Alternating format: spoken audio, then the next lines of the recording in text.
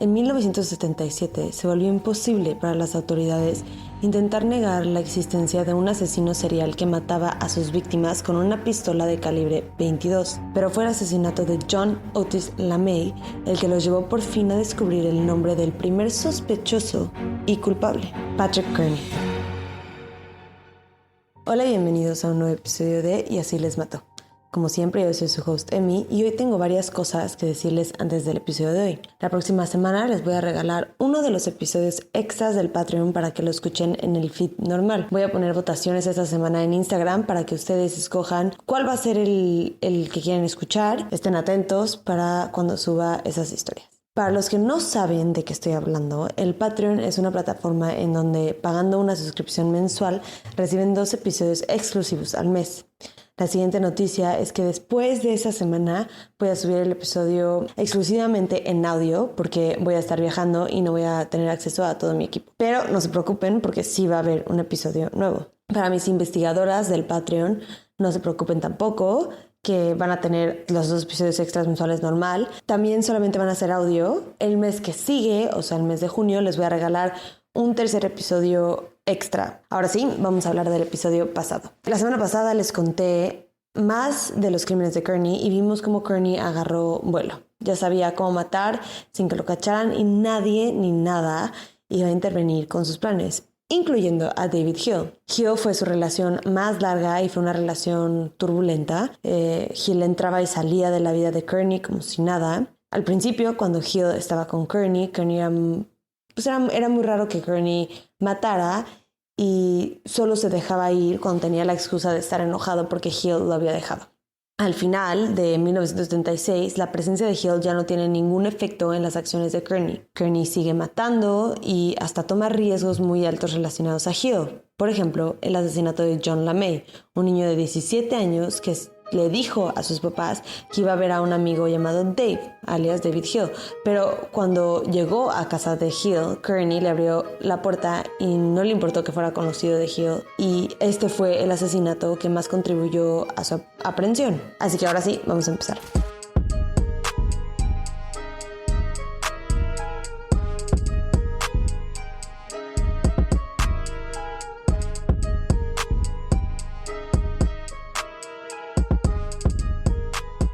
John Otis LeMay desapareció el 13 de marzo de 1977. Le dijo a sus papás que iba a ver a un amigo llamado Dave. Nosotros sabemos que era David Hill, pero en ese momento solo tenían Dave. Esa misma tarde, cuando no regresó a su casa, su mamá lo reportó como desaparecido. Lo que pasó fue que John fue a casa de Hill, que en ese momento compartía con Kearney porque ya habían regresado. No sé cuál fue la comunicación entre LeMay y Hill, pero cuando John llegó, Hill no estaba, solamente estaba Kearney.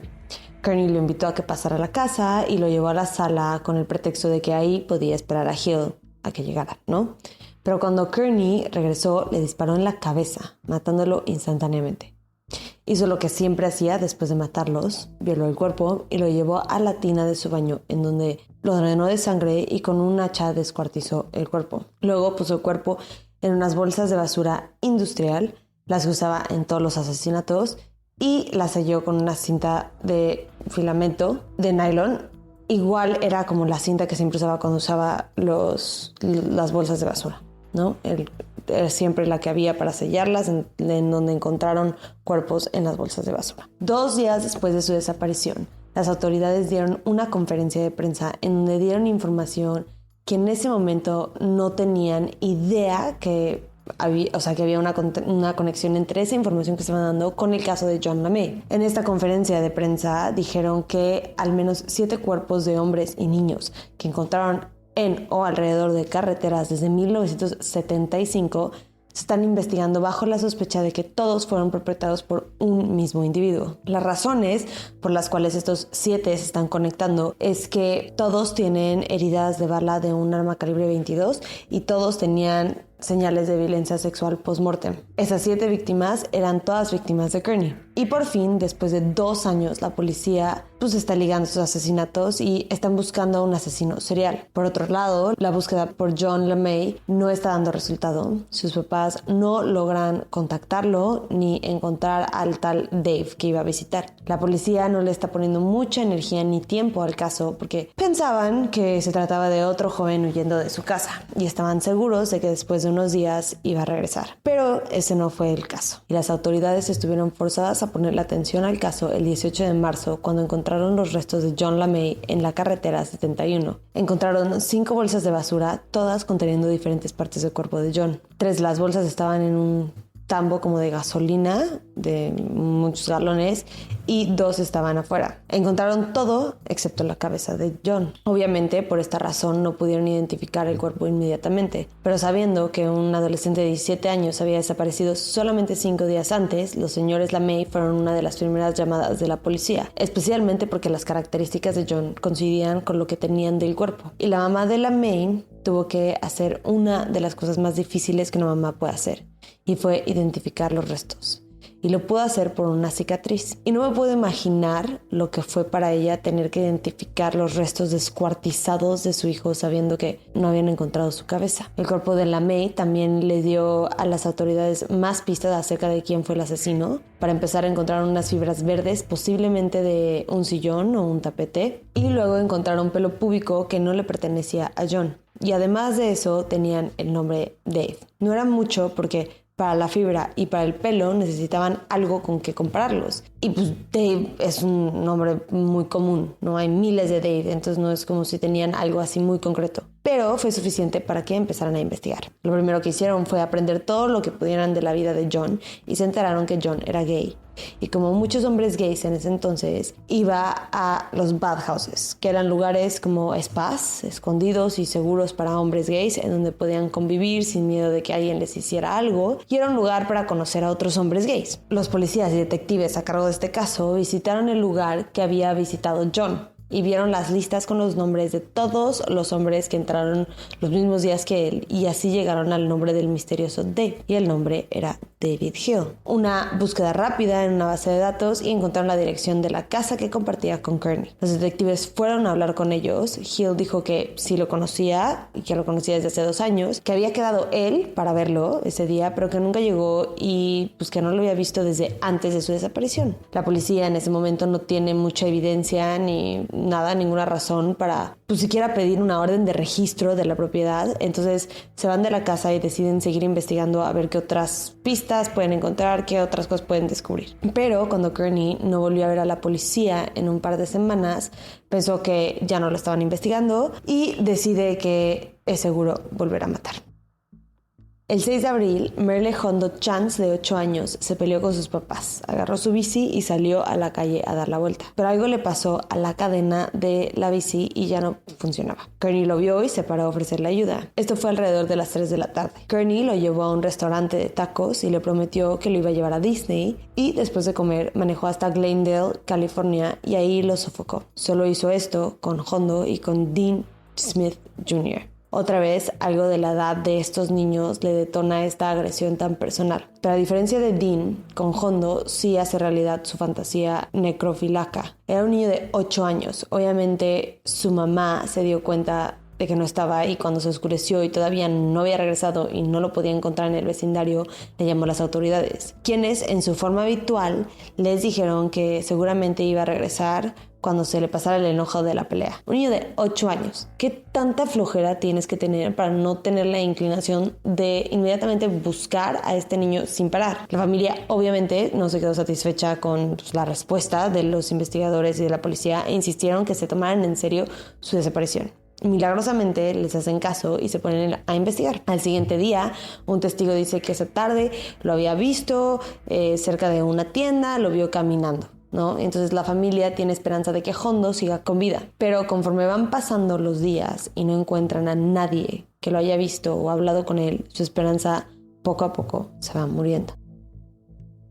Más tarde ese mismo mes, las autoridades deciden que es tiempo de regresar a platicar con Kearney y David Hill. Esta vez les dicen que les quieren hacer varias preguntas y Hill los invita a pasar a la sala, en la cual uno de los detectives se percata que hay una alfombra verde. El otro detective estaba haciéndoles preguntas como ¿qué opinan de todos los asesinatos de hombres homosexuales en el área? A lo que Kearney contesta que tiene miedo de que él o Hill sean targeteados por su orientación sexual. Otra pregunta que les hicieron es en dónde estaban el día que desapareció John LaMay. Kearney, quien no había tenido tiempo para prepararse para contestar estas preguntas porque él pensó que ya no lo estaban investigando, contestó lo primero que se le ocurrió, que fue decir que estaba trabajando. Una mentira bastante tonta, se ve que estaba nerviosa en el momento. Mientras Hill y Kearney estaban distraídos contestando preguntas, el otro detective agarró una fibra de la alfombra. Acabaron la entrevista y se fueron del lugar. Lo primero que hicieron después de esto fue mandar a comparar la fibra que acaban de tomar de la alfombra de Kearney con la fibra que encontraron en el cuerpo de John. Y al día siguiente les llegaron los resultados. Las dos fibras son iguales y provienen de la misma alfombra. Y con esto los detectives saben que están en el camino correcto. Pero antes de arrestarlos, deciden buscar más evidencia para asegurarse de que no se puedan salir de los cargos. Quieren tener mucha más evidencia, quieren que el caso sea a prueba de balas. Y lo que hacen es ir a corroborar la coartada de Kearney. De lo primero que se dan cuenta cuando van a Hughes Aircraft es que estaba mintiendo y no estuvo trabajando el día de la desaparición de LaMay. Pero también ven que en la compañía usan una marca de bolsas de basura industriales.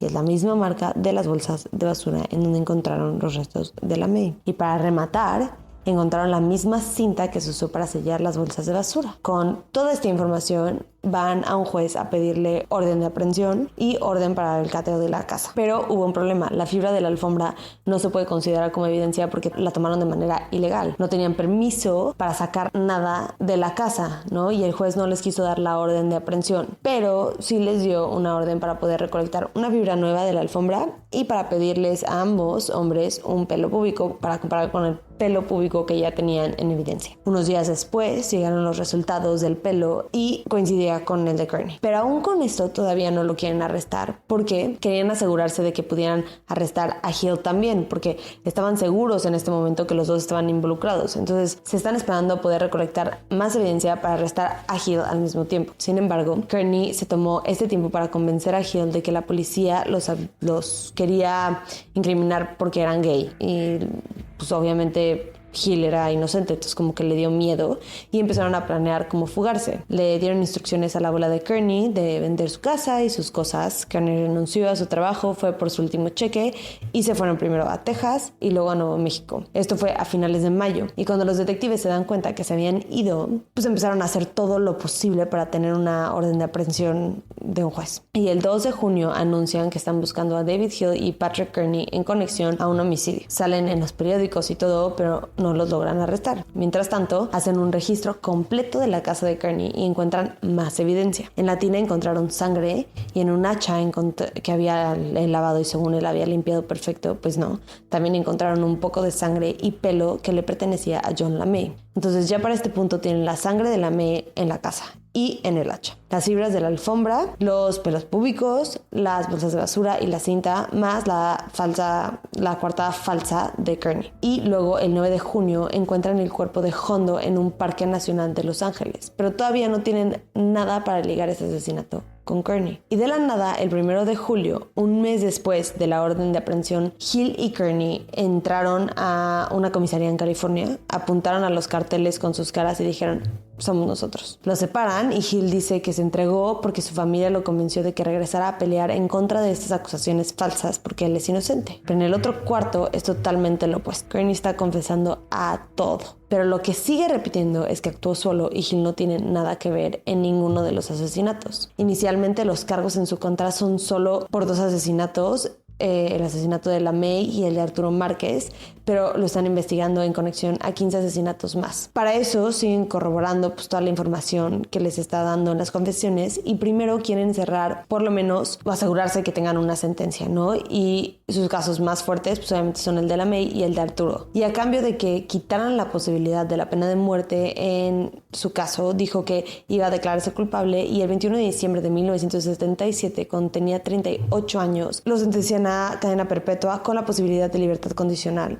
que el juez sabía era muy improbable que se la otorgara. Y luego en febrero del 78 lo declararon culpable de 18 asesinatos más, lo que llevó su castigo a un total de 21 sentencias de vida consecutivas con audiencias para determinar libertad condicional cada 7 años. Y aunque oficialmente tiene 21 víctimas, la realidad es que les dio detalles a las autoridades de más de 30 asesinatos, muchos de los cuales no se pudieron corroborar por falta de nombres y cuerpos. Una cosa muy interesante en este caso es que cuando estaba confesando y estaban intentando ligarlo a más asesinatos, a muchos de los asesinatos que no habían resuelto en ese momento, él se ofendía cuando le preguntaban si él había sido el culpable del asesinato de algunas de las víctimas de los otros Freeway Killers, porque en general esos Freeway Killers torturaban mucho más a sus víctimas, les gustaba mucho más que su víctima sintiera dolor, y Kearney, como lo vimos desde el capítulo 1, él no era tanto del dolor, él era mucho más del control, por eso la necrofilia. Él sabía que habían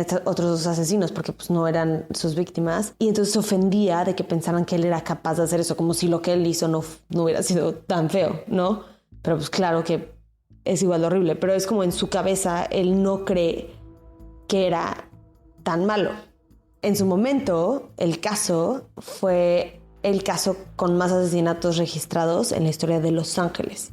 O sea, por una persona, no un asesino. Hoy sigue vivo, tiene 84 años y cada 7 años las familias tienen que enfrentar la posibilidad de que pueda salir libre. La familia de Dean Smith Jr. dice que llevan años sin atender porque es demasiado doloroso para ellos revivir todo el dolor cuando ven la cara de Kearney, pero que confían en que el sistema no va a cometer un error. Y hasta ahora no lo han hecho. Y por la naturaleza de sus crímenes es casi imposible que algún día lo dejen salir.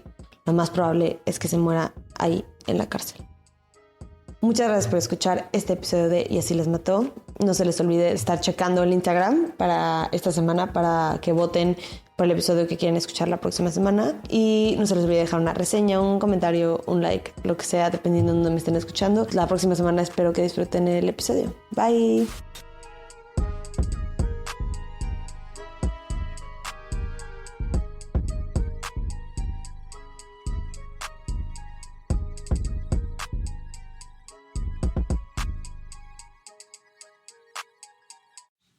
Acuérdense que nos pueden encontrar en redes. Nuestro Instagram es YALM Podcast, nuestro Twitter es YALM Pod y nuestra nueva página de Facebook es YALM Podcast, en donde se encuentra el grupo Investigadores YALM.